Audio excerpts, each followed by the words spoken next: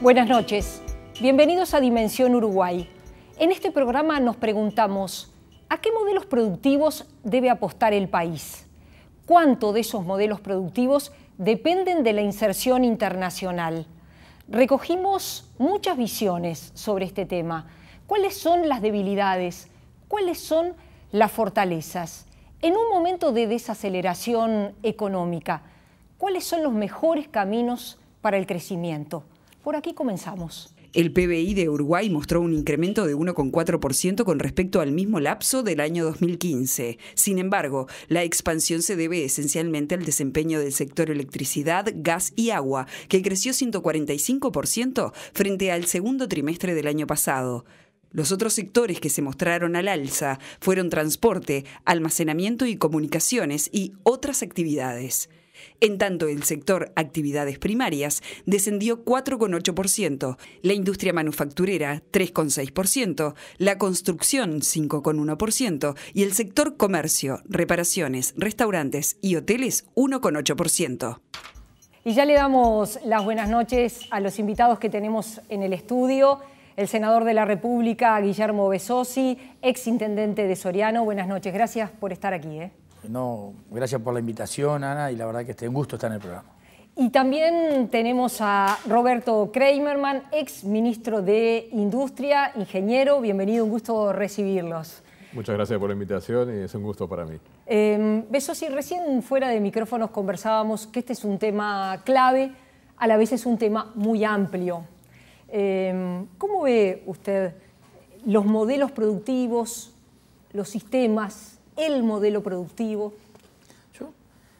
Hablábamos ahí fuera de cámara. Yo creo que no hay que ceñirse a un modelo. Me da la impresión de que había un viejo dicho que decía los huevos en varias canastas. Tiene muchas puntas y es muy amplio el tema.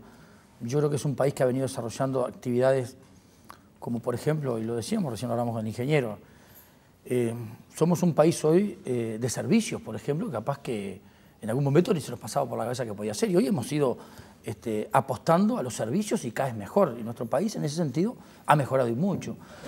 Por supuesto que yo vengo de un departamento como Soriano, donde la producción agrícola, ganadera, pecuaria, muy fuerte. Y yo creo que hay que seguir apostando por ese lado también, porque es un país que tiene una historia y que me parece que el futuro es muy promisorio. Somos capaces de producir alimentos, no sé, pero para muchos millones de habitantes en un país tan pequeño como el nuestro, donde no somos capaces de consumir o consumir muy bajo porcentaje de lo que producimos. Por lo tanto, hay que apostar a aperturas de mercados porque producimos mucho y mucho. El turismo no escapa, por supuesto, hoy que se ha desarrollado, y un reconocimiento hoy a la ministra y a Negro Lescano en su momento, porque realmente me tocó como intendente trabajar mucho, y creo que se ha venido haciendo un trabajo de muchos años para atrás y se ha intensificado en los últimos. Creo que ha dado muy buen resultado también. Por eso digo los huevos en varias canastas. Kramerman. Está comprobado a lo largo de muchos años de desarrollo del sistema capitalista, básicamente, que lo que importa en forma clave es la estructura productiva. La estructura productiva implica diferentes ramas de producción, agrícolas, industriales y de servicios, que en el camino hacia el desarrollo tienen que ir variando en el sentido de agregarle cada vez más tecnología, valor, agregarle también mayor productividad y ir dejando algunas ramas e ir ascendiendo en esa escalera tecnológica que comprobadamente han pasado los países desarrollados y nos hace un poco difícil para nosotros porque también ha cambiado el modo de producción. Ese andar de la estructura productiva necesaria para dar más trabajo y más riqueza a nuestros habitantes también ha cambiado a nivel de que el mundo se ha globalizado en cadenas de producción, cadenas que empiezan desde lo agrícola o desde los minerales o desde lo energético, pero va pasando por muchos países y termina con un producto final encaminado hacia o los países desarrollados en su buena parte o otros países finales. Y entonces, ¿qué eslabón de la cadena uno tiene? implica qué estructura productiva uno tiene. Así que hay un proceso que está claramente determinado. Puede haber distintas alternativas de sectores que uno elija o que le sea posible en base a las condicionantes mundiales. Eso sí, tienen que ser cada vez sectores más limpios, tienen que ser sectores más ecológicos, tienen que ser sectores que no trasciendan los límites planetarios y sectores que cada vez sean más socialmente inclusivos. Es cada vez más difícil en el mundo actual porque los países que se desarrollaron hace 50 años tenían ciertas condicionantes que lo hacían difícil, pero más lo tenían más fácil los anteriores y más difícil los actuales. Pero ese camino hacia el desarrollo pasa por la estructura productiva. Nosotros, como es característico en este programa, salimos a recoger muchas opiniones. Vamos a compartir parte de ellas. El crecimiento económico de Uruguay en la última década plantea desafíos en cuanto a cuáles son las estrategias o modelos a seguir para potenciar ese crecimiento a largo plazo. Más que hablar de un modelo en el cual Uruguay deba concentrarse de lleno, hay que pensar en cómo Uruguay está preparado para competir. O sea, cómo Uruguay puede mejorar la productividad, porque ese es finalmente el desafío que tiene que proponerse el Uruguay. Yo creo que la palabra modelo restringe porque se tiende a que todo sea de una misma forma, con una misma lógica. Yo no sé si es un modelo, si es un sistema, si es una visión, pero digamos, no hay sociedad que cambie fuertemente, no hay sociedad que avance fuertemente si no se visualiza en el futuro. El país debe apostar a aquellos modelos que estén en sincronización y en consonancia con el mundo moderno.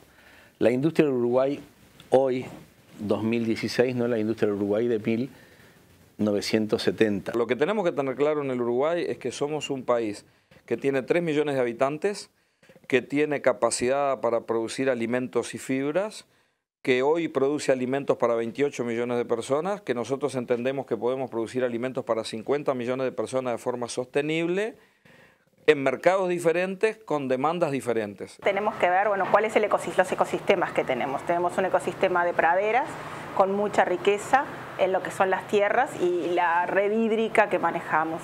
Entonces ahí es que nos tenemos que plantear qué es lo que tenemos que producir y para quién y para qué producir. Sin coincidir en un único modelo, los expertos entienden que un elemento clave para continuar creciendo es mejorar la competitividad del país. Si queremos competir con el mundo, tenemos que encontrar ecuaciones que sean competitivas. ¿Cuál es el desafío? Que la escala para alcanzar ese tipo de competitividades no esté condicionada a la mega escala.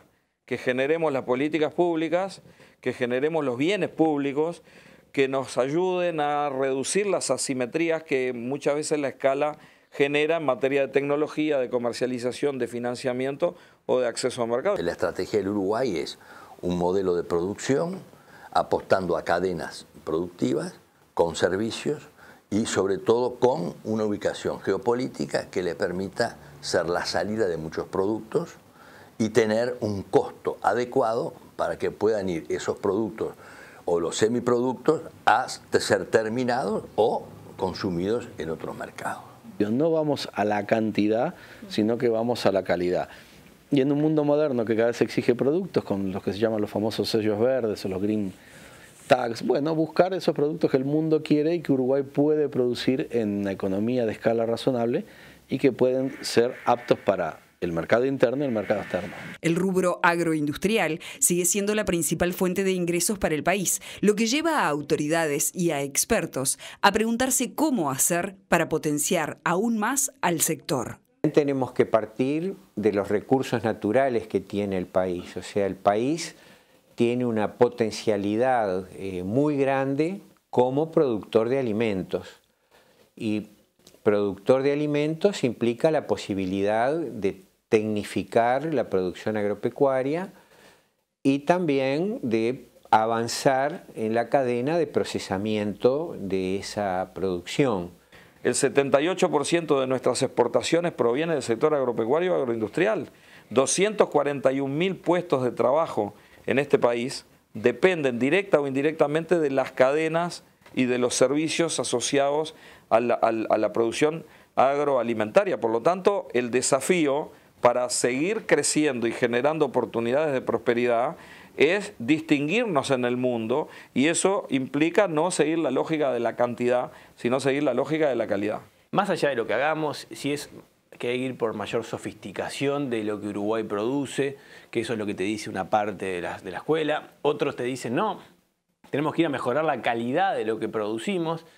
¿Qué quiere decir esto? Bueno, el equivalente a la trazabilidad de la carne, pero para el resto de los alimentos que Uruguay produce, frutas orgánicas. Ahí hay mucho para ganar, hay mucho mercado, no es lo mismo una fruta orgánica que no orgánica, no es lo mismo una carne con o sin trazabilidad, y no se paga lo mismo, y el valor agregado que tiene la producción es muy distinto, y el desparrame que genera en la cadena productiva es muy diferente. Bueno, allí tenían lo que finalmente decía Ignacio Munyo. ¿Qué les parece? ¿Qué impresión tienen específicamente sobre este tema? Y también les quiero preguntar si consideran que el tema está lo suficientemente debatido en nuestro país, si se habla de esto. A ver, Kramerman. No, creo que no está suficientemente debatido. Creo que hay mucho más para hablar de los temas productivos que forman la base material donde el desarrollo económico, social, inclusivo, como decía, y decía más desarrollo que crecimiento es posible. Y bueno, se enfocaron distintos aspectos con los cuales muchos podemos coincidir, en algunos de ellos podrá haber matices, pero me gustaría sintetizarlo en uno en especial. Un país que se desarrolla desde el agro, de la industria, de los servicios, una composición entre ellos, en verdad, crecientemente, se desarrolla en base a capacidades propias, a que avanza con más investigación y desarrollo, no ignorando de que hay un montón de investigación y desarrollo en el resto del mundo, de que avanza con más aplicación de las ciencias a la producción, de que avanza con más coordinación, que lo supimos hacer en su momento y se hace entre los organismos nacionales, locales y demás, el desarrollo de capacidades de centros de investigación, el desarrollo de capacidades de los trabajadores, que son un elemento fundamental. En definitiva, si no se crea valor internamente, todo el valor que se está hablando en un crecimiento económico desaparece. Porque uno tiene la muestra de los países del mundo, de África, América Latina o por el contrario Europa o Asia. Se puede crecer y en números ser interesantes, pero el promedio de una sociedad más pobre y unos pocos más ricos se puede dar fuertemente. En cambio, un crecimiento con mayor calidad, conocimiento, educación, valor agregado que se consigue propio, ahí está la clave real del desarrollo. ¿Coincide que hay poco debate sobre estos temas? Yo no creo que haya poco debate, creo que siempre está arriba de la mesa, pero tenemos que seguir trabajando sobre los temas. Ahí escuchamos un montón de gente muy característica de las opiniones diversas de nuestro crecimiento y de nuestro desarrollo, pero realmente coincido con el ministro, exministro, que hoy la apuesta grande nuestra es en la educación, valor agregado humano, que precisamos y mucho darle a nuestra gente, a nuestros trabajadores, por eso hablo de la cultura. Y yo pienso que el país permanentemente tiene el tema de la productividad arriba de la mesa. Yo creo que se han ido desarrollando temas fundamentales y más que importantes en lo que se refiere a los servicios. Yo creo que hay mucho para hacer y para desarrollar. Por ejemplo, si hablamos de la parte agropecuaria, el ministro lo único que le faltó ahí, capaz se lo sacaron, decir, le vamos a poner un segundo piso al sector productivo con el riego, por ejemplo. Yo creo que hay mucho para crecer todavía. Yo creo que todavía este país tiene mucho para dar y seguro aparezcan cosas nuevas que irá por el camino de la educación, de la innovación, que realmente el tiempo lo irá ir diciendo, pero me parece a mí que tenemos un país fenomenal, que no podemos desconocer el tema medioambiental, que tenemos que seguir creciendo y cuidando mucho nuestro medio ambiente y aportar al mundo entero en ese sentido. Por eso me parece que este país nuestro está llamado para ser muy relevante en lo que se refiere a la producción y tener un juego en este Mercosur, en esta América más que importante. Nosotros precisamente también al director de la Oficina de Planeamiento y Presupuesto fue el que nos planteó esta idea de qué pasa con la discusión sobre estos temas. Creo que sí, que falta a nivel partidario. Me parece que los partidos no discuten mucho el corto plazo y no se mira al largo plazo. No se discuten, repito, no sé si son modelos de país, si son proyectos, si son sistemas, visiones, pero me gustaría que se elevara la discusión a nivel político, partidario, y se pudiera discutir acerca de eso. Bueno, sí, efectivamente, recién Besossi mencionaba la importancia, sí, que efectivamente el ministro de Ganadería, Tabaré Aguerre, le da a la ley de riego. En conversaciones, ustedes saben, muy extensas, no puede... Yo no sabía que él había hablado de eso, pero me lo imaginé porque tengo buena amistad con el ministro. No puede ir todo, ¿verdad? No puede ir todo. ¿Ustedes creen que hay modelos a imitar? Que hay países que, bueno... porque es muy común en el Uruguay mirarnos en otros espejos, ¿no? Cuando se habla de educación, dice, bueno, miremos lo que hace Finlandia, por ejemplo. ¿Ustedes creen que hay modelos a mirar al menos? Yo primero me gustaría primero resaltar algo que acaba de decir Álvaro recién, que el sistema político, y que no lo hemos dicho, nos debemos hacia la gente, una señal de trabajo en conjunto, de mesa de trabajo en este sentido, que creo que estamos en falta del sistema político. Y por otro lado, yo soy de los que digo que hay mucha cosa en el mundo que hay que copiar. Lo que está bien hecho y lo que se ha hecho bien en otros lados, ¿por qué no copiarlo? Yo creo que sí, que hay que hacerlo. Hay que adaptarlo, por supuesto, a nuestro país y a nuestra producción, sea cual sea, y a nuestros servicios y a nuestro posicionamiento de país en el mundo, pero yo creo que sí, que hay muchas cosas que se puede copiar y habrá muchas cosas que tendremos que ser nosotros los que inventamos. Es así, hay modelos que usted dice que se pueden imitar, si la palabra de pronto no es muy feliz.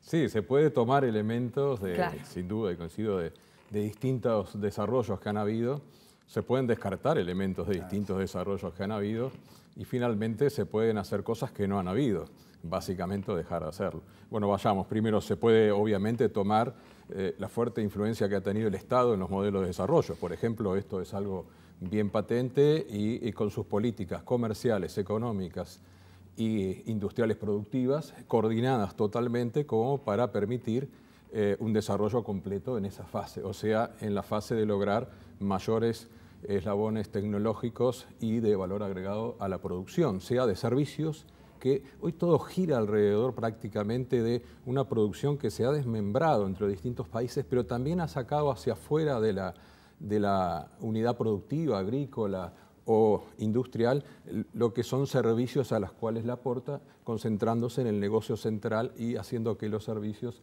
se desarrollen alrededor. Entonces, hay elementos claros de países que se han industrializado o agregado valor a su materia prima, en este caso en el nuestro, de los recursos agrícolas, que son realmente una parte importantísima de nuestra canasta exportadora y de bienes, pero que también tenemos otros sectores, tecnologías de la información, la aplicación de la biotecnología sobre el tema, indudablemente todo lo que es maquinarias, que ha habido un cierto desarrollo, pero nos falta bastante, pero también hay temas negativos que no tomar, digamos. Hay países que se han insertado dentro del mundo y lo han hecho a través del ejemplo famoso de las maquilas en México, por ejemplo, que tiene otros sectores, pero donde esa inserción ha sido en base a mano de obra barata, en base a destrucción de niveles alcanzados de justicia social o en base, no es el caso de México, no me pongo en el detalle exacto, puede haber cuestiones mayores o peores en otros países, pero evidentemente que hay ejemplos que no tenemos que imitar. Y un tercer elemento que no son ejemplos es que toda la carrera que ha habido, en definitiva, hacia la baja un poco en el mundo ambiental, porque hablamos mucho más y bueno, concordamos totalmente sobre el tema, pero hay una degradación del medio ambiente bastante importante que no podemos imitar y que en ese sentido tenemos que hacer un cambio importantísimo, sin hablar de la desigualdad. La desigualdad en el mundo ha crecido en las últimas décadas. Entonces, hay elementos a tomar, hay modelos, coincidimos, muy interesantes en lo agrícola e industrial, buscando esa diversificación de la estructura productiva, elementos que no hay que tomar, no cualquier inserción es válida, y por último, elementos que tenemos que hacer nuestro propio papel, como se hizo posiblemente en muchas áreas en el Uruguay, y como se avanzó fuertemente en la producción, la energía, las telecomunicaciones. No es ajeno que en la conversación sobre estos temas aparece el tema del valor agregado. Si es suficiente el valor agregado que tiene nuestra producción. Bueno, nunca nada es suficiente, ¿no? Pero bueno, es un tema que siempre está sobre la mesa de quienes, por ejemplo, critican el crecimiento económico, se señala que es un crecimiento económico sin el suficiente valor agregado. ¿Cómo lo ve Besossi ese tema? Porque después vamos a compartir lo que nos decían al respecto Tabaré Aguerre y el director de OPP, Álvaro García. ¿Cómo ve? Yo creo que sí, que hay que insistir e intentar dar valor agregado. Y Soriano, para hablar del departamento que más produce grano, la región, Colonia, Soriano, Río Negro, producen el 75% de los granos de este país, por ejemplo. Pero sin embargo le damos poco valor agregado, ¿no? Una soja que la recogemos de la cosechadora al camión, del camión al puerto, no a Palmira, al barco y de ahí a China o a donde sea. Por lo tanto, yo creo que sí que hay que dar valor agregado, hay que insistir sobre las cadenas de valor agregado. La cárnica un poco más se ha desarrollado, pero realmente hay que insistir sobre esos temas porque me parece a mí que el país nuestro puede hacerlo, tenemos que prepararnos un poco más, pero lo puede hacer, lo puede desarrollar y de esa manera creo que el país nuestro tendría otra sostenibilidad en los temas. Yo creo que sí, que hay que insistir mucho y hay que trabajar mucho en la cadena de valor. Me duele mucho que nuestro país produzca tanto materia prima y se nos vaya sin darle valor agregado muchas de las cosas que producimos. Por lo tanto, yo creo que hay que apostar a eso. Vamos a ver, y después vamos a hacer la pausa, lo que nos decía el ministro Tabaré Aguirre y el director de UPP, Álvaro García. Todo lo que tiene que ver con el tema de investigación y desarrollo, con el tema de diseño de productos, con el tema de la parte de logística, de distribución, de llegada al cliente final, de marketing, de marca. Eso hoy en día pesa y pesa bastante en lo que son los productos. Y esos son servicios incorporados a ese producto. Es muy difícil separar estas cosas. Digo, alguien puede confundirse, pensar que armar un auto que viene en partes adentro de una caja es mucho valor agregado. Cuando hago la cuenta del valor final y le resto el valor importado, me queda una cuenta de salarios y poca cosa más. Ahora, cuando exporto una caja de carne a Europa a $8 el kilo, ¿estoy exportando carne? No, estoy exportando genética, estoy aportando pasturas, estoy aportando información, sanidad, servicios y en definitiva estoy agregando mucho más valor en una caja de carne o en un queso que muchas otras actividades que a veces la gente confunde como que tienen más valor agregado. Y vamos a hacer una breve pausa, volvemos enseguida.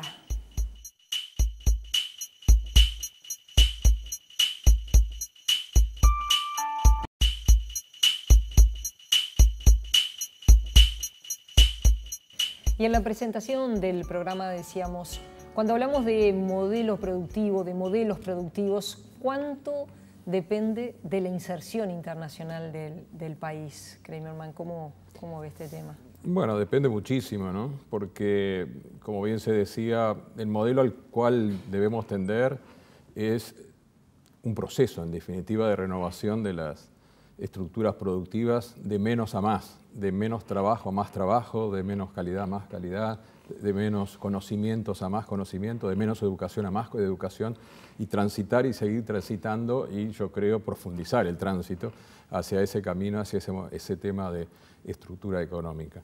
Es un rol relevante que tienen las pymes, que no le hemos mencionado demasiado, ya sean para el agro, ya sea para la industria, ya sea para los servicios.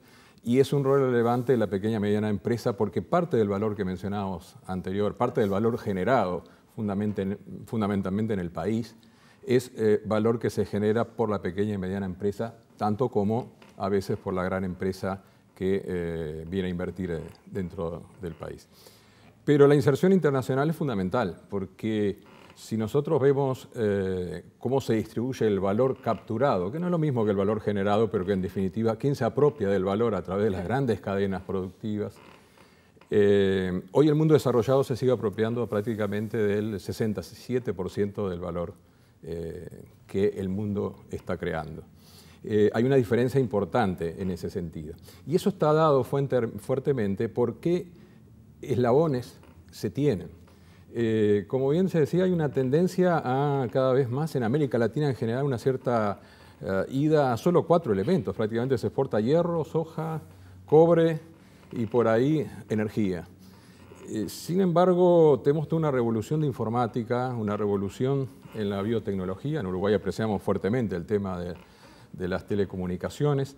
Tenemos una base natural muy fuerte tenemos trabajadores profesionales bien formados y por lo tanto la aspiración de este país tiene que ser ir hacia aquellos eslabones, mantener los que se tienen interesantes, porque el país es diverso, e ir hacia aquellos eslabones que permiten, como decía, más trabajo, más valor agregado, menor contaminación ambiental. De todos esos puntos, la inserción internacional es fundamental, porque cada país, en verdad, lo que uno está diciendo, dependiendo un poco de sus clases de desarrollo que mira, pero cada país está buscando básicamente este tema. Muchos han hablado de la llamada pateo que han hecho muchos países desarrollados, de la llamada escalera de la tecnología, ¿no? Porque bueno, ascienden en la tecnología y dificultan a veces a los países que tratan de ingresar por ese camino a desarrollar más tecnología. Quiere decir que el tema internacional, el tema de la inserción internacional tiene que ser de tal forma que permita el desarrollo de capacidades nacionales que son las que dan sustento a un sistema productivo denso. Un sistema productivo no es una operación específica aquí, no es una operación específica allá. Hay cierta confusión en ese sentido y en las comparaciones. Lo que sí es un sistema que tiene industrias, quizás en segmentos específicos, agro en segmentos específicos, complementados, tecnologías de la información y una gran cantidad de industrias y de pymes funcionando que le dan sustento. Eso es un tejido productivo denso.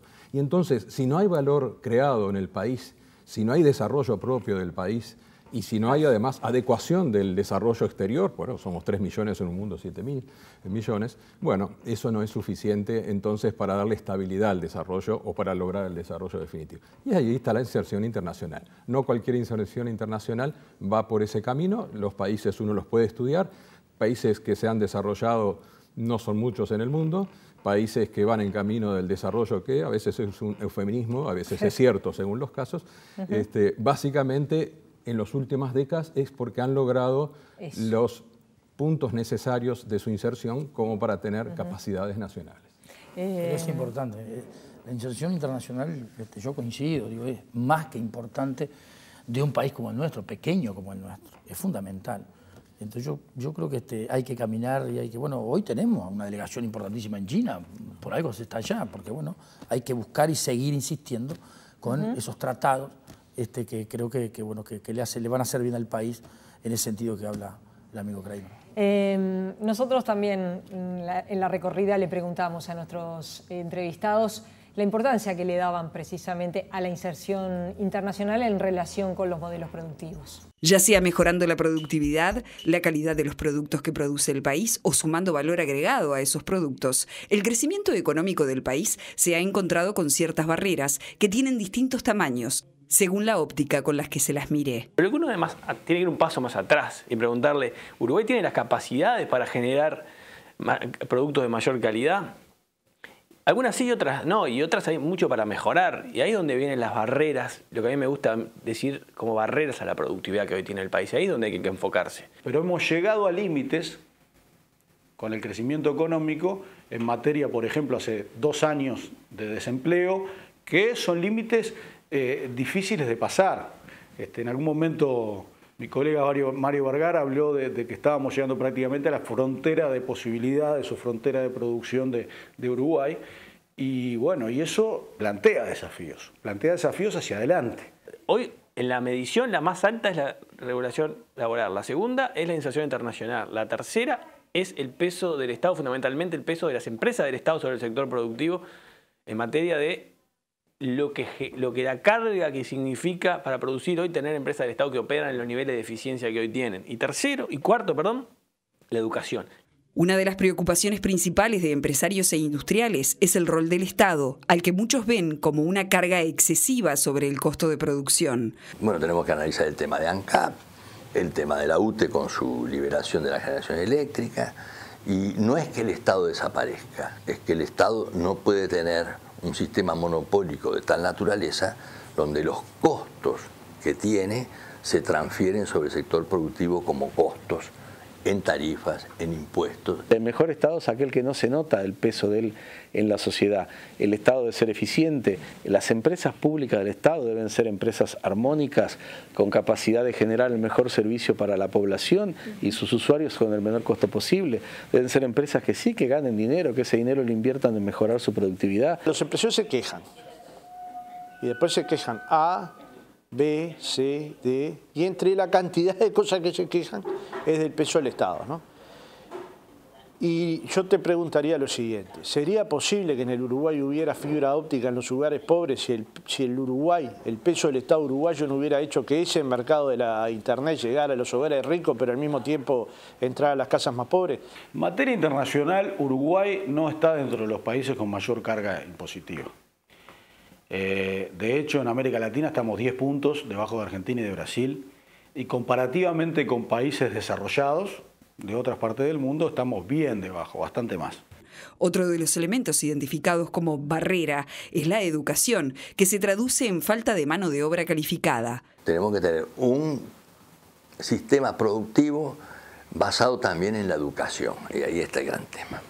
La mano de obra, si no es calificada, tiene dificultades y lo vemos en el índice de desempleo y en todo lo demás. El Estado tiene un papel gigantesco para reformar la educación, adaptarla al mundo y cortar esta tendencia que estamos teniendo ya de varios años a esta fecha, diría yo, de un deterioro de más de 30 años que se ha reconocido internacionalmente cuando Uruguay empezó a participar de pruebas internacionales y nos dimos cuenta que en realidad no éramos lo que pensábamos en materia educativa.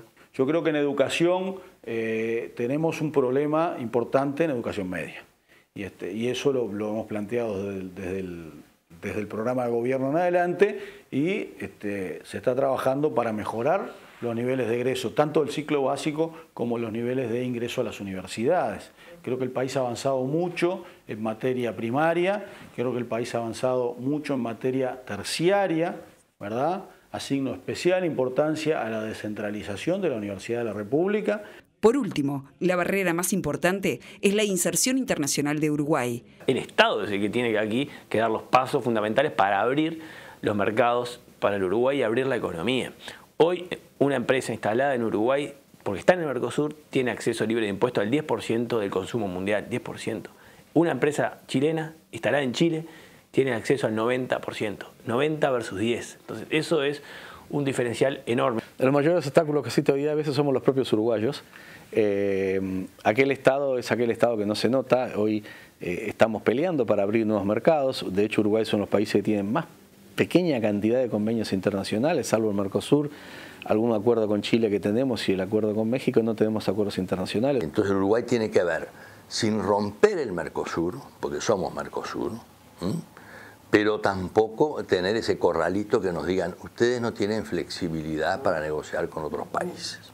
Lo hicimos con México, que se nos permitió por la LADI, pero tenemos que ver cómo diseñamos esta estrategia. Si queremos efectivamente construir valor en la región, nosotros nos tenemos que aferrar al Mercosur más que nunca. Lo que no quiere decir en el mientras tanto conseguir mercados, negociar con China, negociar con todo el mundo el ingreso a nuestros mercados, pero sabiendo que nuestro enclave internacional se encuentra en esta región y este debería ser un bloque muy potente, ¿no?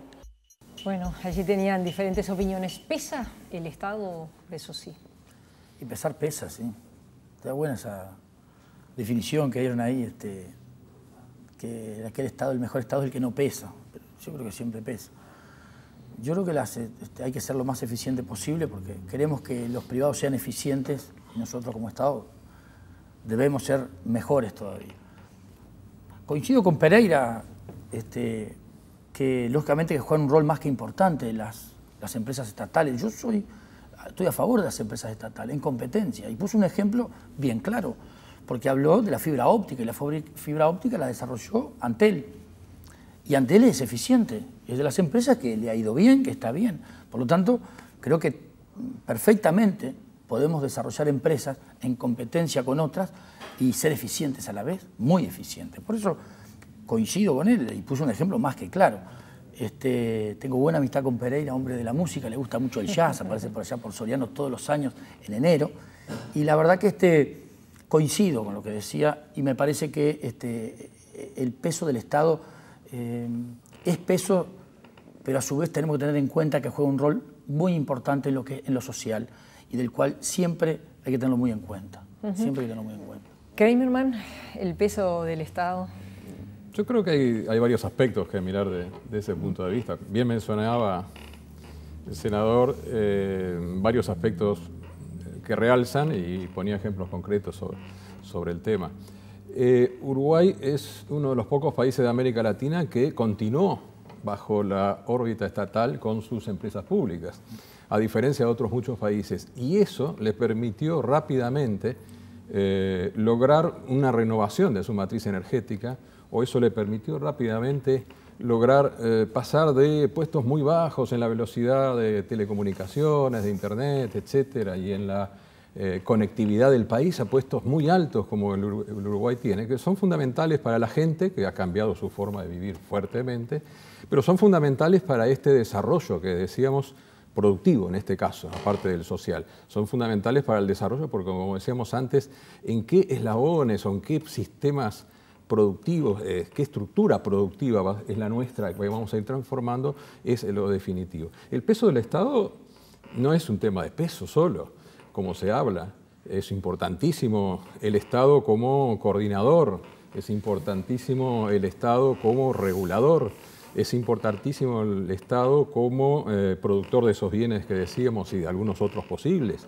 Es importantísimo en las negociaciones internacionales, porque además este es un mundo donde la escala cada vez es más importante.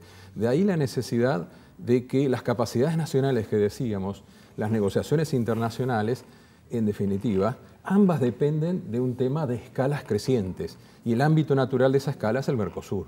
Con sus pros y sus contras en estas décadas, nosotros hemos visto básicamente un crecimiento del comercio del Mercosur, hemos visto a su vez la posibilidad de asociatividad en determinados aspectos, hemos visto cómo fracasaban un montón de otros aspectos asociativos que hubieran sido muy importantes, pero hemos visto también que en definitiva las capacidades, los conocimientos, la investigación, los propios volúmenes están íntimamente asociados a escalas, y las escalas están, en nuestro caso geográfico, íntimamente asociadas al rincón donde estamos en ese sentido. Entonces, si bien Uruguay tiene exportaciones hacia terceras regiones, esas exportaciones son las que más se primarizan, sin embargo, porque crecientemente van perdiendo eslabones de las cadenas productivas en la medida de que la propia estructura productiva hace llevar a una dificultad competitiva, porque en definitiva todo el tema de qué exportamos e importamos determina fuertemente la riqueza que ingresa y a largo plazo los tipos de cambios y demás. Entonces es fundamental este aspecto de que el Estado es el gran direccionador en ese sentido de hacia dónde uno puede ir cambiando, con el mercado obviamente trabajando en ese sentido y además habiéndolo estudiado previamente. No es cualquier sector o actividad si uno no sabe que tiene las capacidades para lograr desarrollarla. Pero ese continuo no se pegan saltos, no se va de una producción primaria al gran servicio, se va en un continuo de desarrollo hacia el futuro ecológico y social.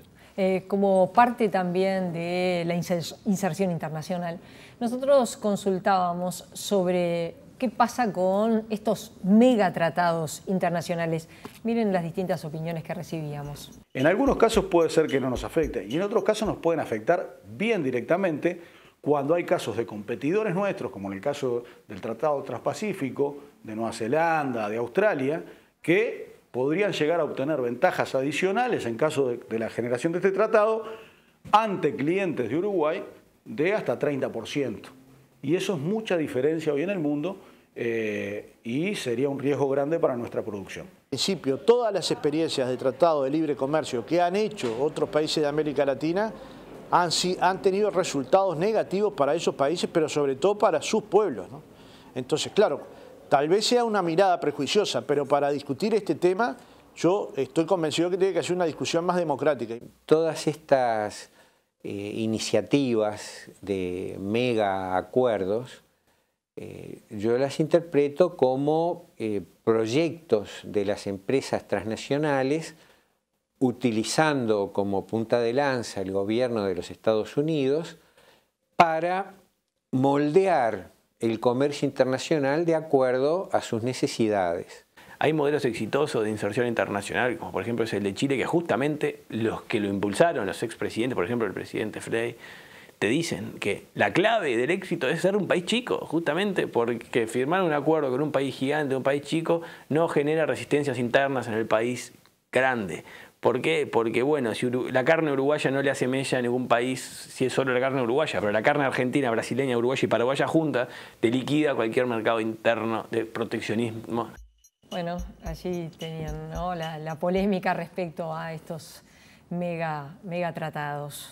Yo me parece que los megatratados, cualquier tratado que se vaya o que se pueda negociar, lo que sí hay que hacer es sentarse en la mesa a discutirlo, a ver cómo es, a ver si es que lo podemos firmar o no. Yo lo que a veces me desespera es cuando de entrada decimos no, ni nos sentamos en una mesa a discutir y a ver qué es lo que podemos firmar, si es que podemos firmar algo o no podemos firmar. Bueno, está bien, pero la situación de un tratado, y ahí ponía el ejemplo de Chile, y conozco bastante Chile, y yo creo que Chile ha tenido una inserción en el mundo fenomenal, pero yo creo que no firmó los tratados por firmar. Creo que hizo un trabajo muy bueno y firmó aquellos tratados, bueno, que más le convenían. Por supuesto que es de doble vía la calle cuando se firma un tratado para un lado y para el otro, pero sí creo que hay que habrá tenido en cuenta la inserción de sus productos en donde estaba firmado el tratado, a quién le estaba firmando el tratado. Por eso yo sí creo que habrá algunos que no se pueden firmar, pero habrá otros que se pueden, y por lo tanto lo que hay que apostar es a sentarse, a trabajar sobre esos tratados, a ver si se logra esa inserción internacional. Kramerman. Al principio de los otros comentarios se mencionaba si hemos llegado a nuestro límite. En el mundo hay un concepto en economía industrial que básicamente es la trampa de los ingresos, del medio. O sea, cuando un país tiene dotación media y logra crecer y desarrollar ciertos aspectos hasta lo que esa dotación media de factores, básicamente naturales o en otros casos extractivos, bueno, le permite crecer. Claro, está la trampa de ingresos pobres, digamos, que se da en muchos otros países de América Latina y en África, donde esa dotación de recursos es baja y por lo tanto la trampa queda ahí. Está la trampa, hay algunos países petroleros muy ricos que no tienen esa trampa en el Medio Oriente, digamos, porque la dotación es muy rica, pero la gran mayoría de los países tienen una cierta dotación, baja o media, que la logran superar a través del conocimiento de la gente, a través del apostar a lo que decíamos antes, a la capacidad, a la investigación, a la universidad, que es el gran generador de investigación en nuestro medio, a las otras fuentes de investigación, básicamente de enseñanza en distintos aspectos, pero lo que hay en común en todos los tratados, en los megatratados, básicamente, el transatlántico, el Transpacífico y el TISA, es que, aparte de que han sido tratados manejados muy en secreto, donde solo se han conocido filtraciones hasta que se llegó al momento final, es que es inconveniente para la humanidad en principio, porque tratan de desregular temas que son claves, como la salud y la educación. Son inconvenientes para los países en desarrollo, porque básicamente esos países, esos tratados, ponen industrias muy competitivas o servicios muy competitivos ya desarrollados en igualdad de condiciones con los que tiene el país que ha logrado desarrollar muy fuertemente, en algunos casos con las empresas públicas, en otros con sectores privados. Y entonces hay una pérdida bastante importante. Y también para los trabajadores, porque básicamente hay todo un tema de derechos laborales en donde el gran peligro es lo que se llama, también tiene un nombre porque es un fenómeno conocido, es la carrera a la baja, el de dar incentivos a la inversión sin fijarse, y coincido totalmente, hay que analizar básicamente qué se gana y qué se pierde, pero sin fijarse en esa carrera a la baja. Digamos que la atracción es en que cada país va bajando en sus normas ambientales, laborales y demás. ¿Es posible otro camino? Sí, claro, de eso estamos hablando y hay muchas coincidencias en lo dicho. Ese camino es con una fuerte mirada prospectiva hacia adelante, es una fuerte coordinación de los distintos sectores, es un convencimiento de gran parte de la sociedad de que la trampa del medio, en nuestro caso posible, esperemos que no, se puede salvar a través del desarrollo de la agenda. Gracias a ambos por haber venido. Ha sido un gusto recibirlos esta noche. Después de la pausa, continuamos con el historiador Gerardo Caetano.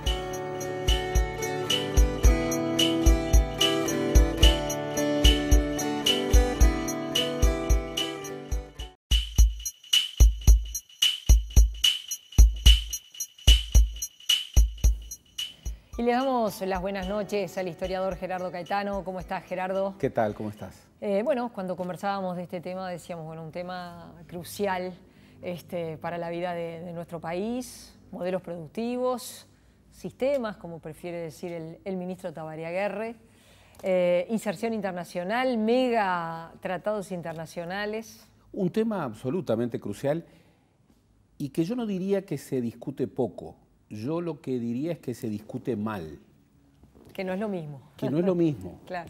Porque, por ejemplo, ha entrado la psicosis de que el Uruguay tiene que salir corriendo a firmar el tratado que se le plantee. Y sobre todo, tratados de libre comercio con el que sea.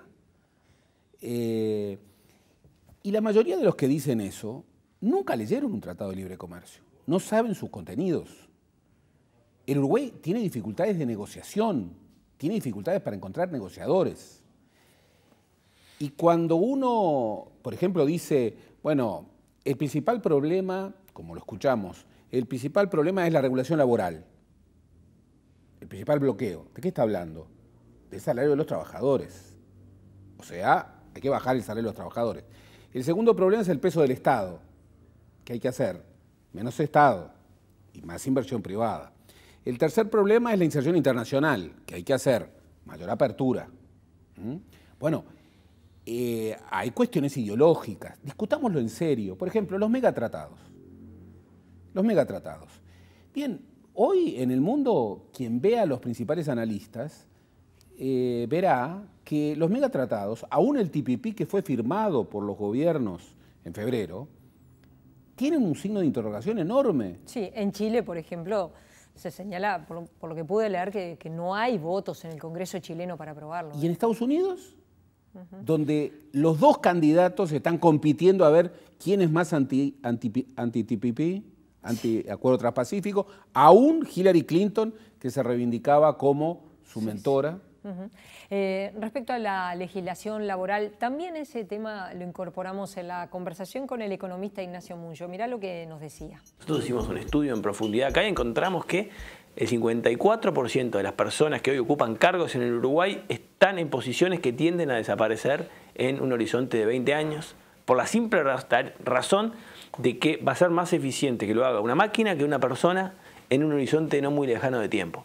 La regulación laboral hoy no está adaptada para que este proceso sea suave, sea que la sustitución de máquinas por personas no sea doloroso, sino que se logre ir complementando trabajo de personas con máquinas. Bueno. Tema crucial, muy buen diagnóstico, pero la solución va por otro lado.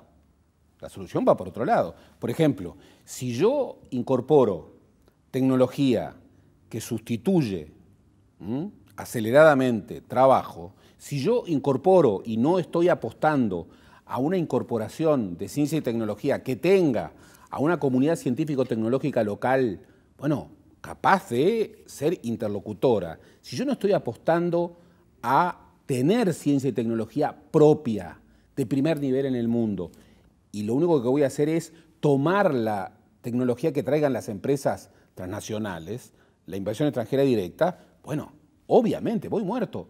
Si yo voy a apostar solamente a la exportación de commodities, básicamente alimentos, bueno, el ministro Tabariaguerre lo decía muy bien. El sector es extraordinariamente importante, 78% de las exportaciones y 241.000 trabajadores que en forma directa o indirecta pertenecen. Pero Uruguay tiene casi 1.900.000 trabajadores que forman parte de la población económicamente activa. ¿Qué pasa con el resto? ¿Qué pasa con el resto? Por eso hay que pensar en términos más globales, más integrales. Por eso hay que transformar la educación, por supuesto. En 20 años vamos a tener oficios, trabajos, estrategias laborales que ni siquiera podemos imaginar. Entonces, una educación del siglo XX ya no sirve. Otro tema que vamos a incorporar en la conversación, que la incorporamos con los entrevistados de Exteriores, es la principal inversión que llega a nuestro país, que va a llegar, que es una tercera planta de celulosa. Y al respecto hablamos tanto como el director de la Oficina de Planeamiento como con Selva Ortiz, que es presidenta de Redes Amigos de la Tierra. Vamos a ver lo que nos decía. El modelo productivo, principalmente el modelo productivo celulósico, para nosotros ya estaba, con las 2 plantas que estaban, ya estaba agotado en el sentido de sustentabilidad. No necesitamos una tercera planta de celulosa, estamos hipotecando una cantidad de tierras productivas. Un país no tiene que tener anteojeras en esto, ¿verdad? El país vino desarrollando un nuevo sector. Uno de los 10 complejos estratégicos que estudiamos hace 6 años, 7 años y que el país viene desarrollando y va a seguir desarrollando es el forestal, madera, celulosa y bueno, el equilibrio está dado porque, por ejemplo, en el programa de manejo y uso de suelos, en el estudio que tiene el Ministerio de Ganadería y Agricultura sobre esto, las áreas que se forestan son áreas que no son utilizables para otro tipo de plantaciones. Bueno, una discusión que también se viene en el Discusiones país, claves. Si yo estoy discutiendo, más allá de la palabra modelo que yo coincido no es la adecuada, si yo estoy discutiendo producción, tengo que discutir inserción internacional. Si yo estoy discutiendo producción, tengo que discutir sustentabilidad medioambiental. Por eso el lema, lo repetimos, del Ministerio de Ganadería y Agricultura y Pesca, intensificación productiva sustentable. Entonces, esta discusión, que tiene que ser una discusión de cara a la gente, tiene que probar que una intensificación productiva en un sector tal es sustentable, porque si no estamos hipotecando la vida del futuro. Hay países que han tenido grandes picos de desarrollo y que luego han devastado sus tierras. América Latina es un ejemplo muy claro. Nosotros estamos, Sudamérica, en una articulación con China, que es una articulación que profundiza el modelo extractivista. El modelo extractivista es un modelo que de profundizarse, y se está profundizando, bueno, va a generar daños en muchos casos irreversibles. Y esto no es ideología, esto es realismo. Entonces, por supuesto... ¿Es lo que pasó con China en África? Bueno, es lo que pasó con China en África, exactamente. Es lo que pasó con una nación devastada, explotada, como Haití. Compara la tierra, Haití y República Dominicana forman parte de una misma isla. La frontera no necesita marcarse. Tú vas por el aire y ves claramente el color de una tierra y el color de otra. Bueno, nosotros tenemos que defender eso. Por eso cuando decimos el Uruguay productivo no está en contra del Uruguay natural, por supuesto hay que encontrar los equilibrios y hay que estudiar lo que hoy es la clave de la producción. Hoy nosotros tenemos una idea vieja de que los países producen el producto completo. Y esto no ocurre así. No. Los países producen partes sí, y las cadenas de valor son las que articulan. Y lo importante son aquellos eslabones de las cadenas de valor que se quedan con la mayor parte del rédito. ¿Y cuáles son las que se quedan con la mayor parte del rédito? ¿Las que ponen la materia prima? No. ¿Las que ponen el trabajo? No. Las que ponen la innovación, la ciencia y la tecnología. Yo te podría mostrar un iPhone y te podría distinguir los centenares de elementos que tiene y más del 50% del valor se lo queda quien innovó el mundo de las ideas, mucho más en un país pequeño. Se decía, país pequeño, país que tiene que apostar a la calidad, no a la cantidad, país que puede experimentar, pero también país, y miren los ejemplos, Dinamarca, Finlandia, los países europeos, Israel, país en guerra, bueno, apuestan a la ciencia y a la tecnología con inversiones y buscando eslabones con alta o media tecnología en las escalas productivas y obviamente buscando mercados. Pero quien busca mercados busca calificación productiva y hoy la calificación productiva pasa por poder ingresar en eslabones de las cadenas de valor internacionales que sean eslabones en donde, bueno, se obtiene rédito. Para que no suceda como dijo Kremerman, ¿no? Que más del 60% de toda la riqueza queda en Europa. Gerardo, gracias. La seguimos el próximo jueves con otros temas, por supuesto. El próximo jueves a las 21 horas.